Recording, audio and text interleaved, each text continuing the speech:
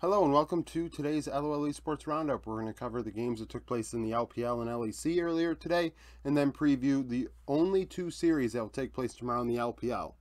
Predictions, I'm 81-26 on the season. I went, I think, 6-1 today. We'll start with the LPL. Ninja in Pajamas and Team Wii.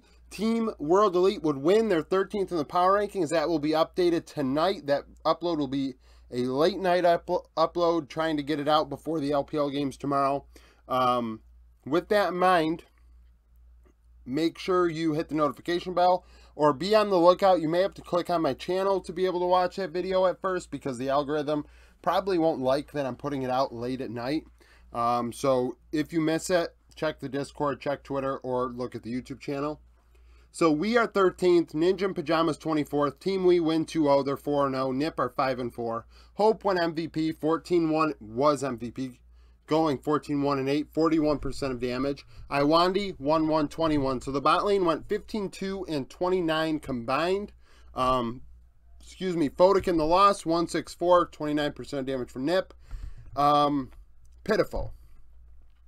Pitifully bad is how I would describe this series for Nip. They looked awful. There were moments where you thought the team was like, oh, wow, that's a great Annie 4-man. Oh, there's no damage. Oh, there's no damage. Oh, but no.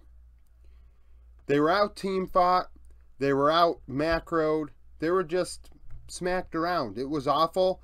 Team Wii building off of, I guess, that Road to Asia games where they played PSG and a couple other teams, I believe, from other regions. I guess they built off of that.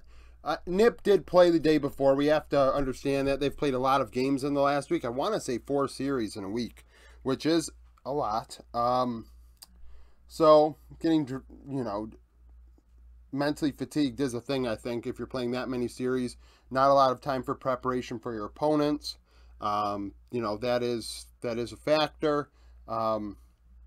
As far as everything else is concerned, I thought Invincible, I don't even know. Really thinking back to it, Invincible was irrelevant. Cube outplayed him, if I recall correctly. Hang, Nautilus game 1, I love that. Nautilus all 5 roles. Well, no, it's not. It can't go 80 carry. Well, Cenobot, it'd be interesting. It's a joke in the Discord if you want to, gain some elo, play Nautilus, all 5 roles. But nevertheless, they made things happen. Iwandi on the Nautilus in game 2 was super good. Hope cleaning things up in both games. Shanks looked good as well. Nip just really had nothing. Had nothing going for themselves today. Anyone's Legend, LGD, Anyone's Legend, 1-6 would lose as LGD win their first series of the year, going to 1-7. Meteor was MVP in the 2-0 win. Envy, 12-0-10, went deathless, 39% of damage. Jinzhao, 2-1-20, so the bot lane went 14-1-30. ZDZ, 4-4-1, 24% of damage in the loss. This might be the 3rd series in a row where ZDZ has led the team in damage in a losing effort. It is unfortunate for him. It reminds me of like how Doodoo last year for HLE was leading every game in damage, but not getting wins. And it was like, well, he is actually, if I was doing my top performers of the week videos, honestly, ZDZ probably would be up there because he is, relative to his team, doing a lot of work, more so than the rest of the region. And unfortunately, that is nowhere near enough as LGD just smoke showed him. Decade, I thought, did fine on the Gragas, and also in game 2, found moments to have impact. But Meteor was definitely the hero, stealing a couple objectives on Vi, which made the difference because there were moments where Zhao Hao and Harder were able to bring the game closer, especially I think game 2. Because game 2 was ugly for LGD in the early game, Haichao played awful. He ended up in a massive hole. But in the mid to late game, he really took over on the Syndra alongside the Vi for Meteor, and they were able to carry from there. But before that, it was a struggle. Envy trying to keep them in it. Envy did clean up a lot in both games, which is why his KDA is what it is. He dealt a ton of damage. I mean, the numbers speak for themselves. But at the same time, I thought, game 1 was a lot cleaner out of LGD than game 2. I mean, this is a long time coming. I know Gerb, or I always mispronounce your name, in the comments And in the Discord is a big LGD Hopium individual. So, LGD win. LEC. XL SK, this was a gross game. SK go to 1 and 2 as XL are 1 and 3. Exakick 846, 42% of damage on a Jinx. Certus 3110 on Lissandra as MVP. Patrick 435, 43% of damage in the loss. We had a lot of high damage shares out of 80 carries today. You see 41 there, 39, 42, 43. A couple high 30s and even a 47 before we're out here. 80 carries coming through in the D department, but not in like the win-loss department. So SK get out to an early lead because Certus is active. Irrelevant, even I think solo kills Odoamne or puts Odoamne in a big hole in top lane. But in the mid game, they threw hard, getting picked off and aced, which allowed XL to get a Baron, which then led to them getting an Elder and then getting another Baron and almost like taking the base of SK. But then Odo would int in the mid lane in the very late game, which got him picked off. And then a fight would ensue where actually Patrick was able to respond by killing Exakick, and I felt like Certus was a difference in the rest of that fight, which won them the game. So, with that in mind, I think SK even won with less gold than XL, which you don't see often. The team with less gold winning, especially when it's under like 70k gold. It's not like it was a 95 to 90, 45 minute game or something. You know, but an ugly game for both sides. It was not clean. Nothing to really hang your hat on from either side. You could even see SK's faces afterwards that they were not happy with the loss. I mean, with the win, which is good, frankly. If they can see it, then maybe they can work on it for week 2. BDS Astralis. Astralis wins, so they're 1 and 2. BDS 1 and 2, 18th of the power rankings. Finn was MVP on a Rumble, going 406, 30% of damage in top lane. 113 went 407 on a Sejuani. Crowny 121, 38% of damage in the loss on Aphelios. So Finn got after Adam pretty hard in top lane, solo killing him, I think more than once. Just absolutely destroying him. 113 going up there to ensure that that hole was not going to be dug out of. And BDS really had nothing for Astralis. Even in the side lane, leader would solo kill Nuck. I think even Finn may have solo killed Nuck. That's why I think, you know, maybe it was Adam once and Nuck once. Nuck was on Nico, I believe, and he just was useless. Leader on the Yasuo was able to, I mean, like I said, solo kill him and had some other nice plays. BDS really just was were bad. They were bad, following up a rough weekend, in my opinion. Obviously, a team a lot of people had a lot of hopes from. For their spring performance, but we have to remember in winter they weren't like exceptional. SK were good and then bad in spring. I mean, there is a possibility the meta shifts, role priority switches, and BDS don't keep it up. I think that's entirely a thing. Koi Mad Lions. Mad Lions go to 3-0 as their 20th in the power rankings. Koi go to 1 and 2. Karzi was MVP, 706, 47% of damage on an Aphelios. Elyoya 337 at jungle. Larson 716, 33% of damage on Ari in the loss. This was the closest game. Koi, definitely the solo laners were better than Mads. Sisgenda solo killing Chasey multiple times. Larson coming through in team fights in a big way. However, comp was gapped hard.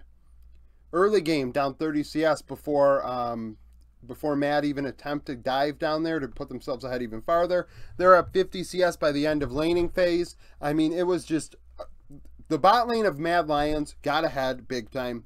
And then in the mid to late game, they started coming online. Karzi just filtering in the damage, dealing a ton, and Sisgenda and Larson could not overcome that, and they ended up losing. So honestly, I think there's a lot to be positive for out of Koi, but it is a concern that you know, Comp and Advian got gapped so hard by Karzi and Hilly. It was ugly. It was not close by any means. So that's why Karzi gets MVP. And then we look at the end, 47% of the team's damage. After yesterday, where he dealt like 40-something% of the team's damage. It might have been 47 as well. Karzi's putting the team on his back right now. And it's a thing. A lot of people don't want Mad Lions to go to Worlds because of how they perform internationally. But the proof is in the pudding when it comes to domestic success. Mad Lions clearly, domestically, are very good. And there's nothing anyone can clearly do about that, because look at, I mean, no one's able to answer Carzzy and Hilly in week 1. Fnatic G2 win. They're 14th in the power rankings. Both teams 2-1. Hansama 12-1-10, 39% of damage in the win. Mickey X 0-1-24 in bot. So the bot lane went 12-2-34. Noah 3-1-4, 39% of damage in the loss. So he tried his damnedest, couldn't get it done. Noah putting together another good game, but Hansama and Mickey, I think, got a 2v2 kill in the laning phase. And then Broken Blade really looked good on the, Kesante and team fights. Caps also found moments to really get after it. And Oscarinin was awful. Definitely his worst game of the weekend. I thought Humanoid was non-existent. I thought Razork didn't get nearly enough done. And in the end, Noah just wasn't bigger than Hansama, and he couldn't win. Noah was on the Lucian. I think Hans was on a Felios. I mean, Fnatic coming away 2-1 in the first week is probably good for them. Good feeling after how their first 2 splits went. Obviously, they have to make a very deep run this split to have a chance to get into the, the postseason or whatever, to have a chance to even have a chance at Worlds. I mean, they look good this week. And G2 looked a lot better today. Vitality, Team Heretics. Team Heretics are 3-0. Vitality 1-2, 22nd in the power rankings. Vethio was MVP because he played Kesa mid and actually looked good in the end game in team fights. Flacked 505, 34% of damage, led the way. Mursa 0-1-10, so the bot lane went 5-1-15. Photon in top lane for Vitality, 5-2-1, 31% on Gwen. He tried. He was up a ton of gold against Evie. I mean, Evie was useless in this game. That gold diff was incredible, but it was not enough to overcome the double 80 carries Heretics had. Yankos also getting his nose in there, making things happen, affecting plays more so than Bo did. Vitality did have a lead in this one. This was a game they should have won, but they threw it, and Heretics were able to answer with the double 80 carries in the very late game team fights. Flacked and Vethio able to trade the kills and get the job done. And, Vitality going alongside FlyQuest in the whole, this team is just not getting it done.